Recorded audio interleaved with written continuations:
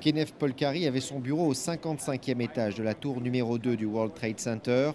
10 ans après, il se pose toujours les mêmes questions. Pourquoi mon collègue est-il revenu me chercher? Pourquoi? Alors que j'étais déjà en train de travailler. Ils étaient tous partis. Je ne sais toujours pas. Je ne sais pas ce qui l'a fait revenir, mais quoi qu'il en soit, c'est la seule raison pour laquelle je suis encore en vie aujourd'hui.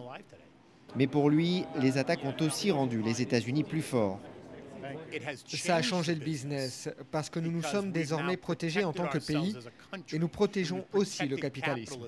Grégory Volokin a aussi vécu le 11 septembre 2001 à New York. Selon lui, la tragédie a laissé des traces sur le pays et son économie. Le repli sur soi, malheureusement, des États-Unis, et un peu cette perte de leadership, est, à mes yeux, un des résultats du 11 septembre. Et c'est aussi pour cela, selon le banquier, qu'il ne faut pas oublier.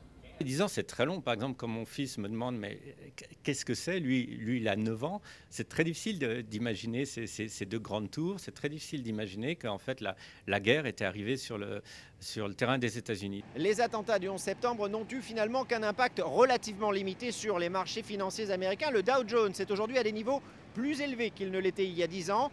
Ces attentats ont malgré tout pesé sur l'économie américaine. L'effort de guerre se monte à 4 000 milliards de dollars, soit l'équivalent d'un déficit budgétaire américain cumulé entre 2005 et 2010.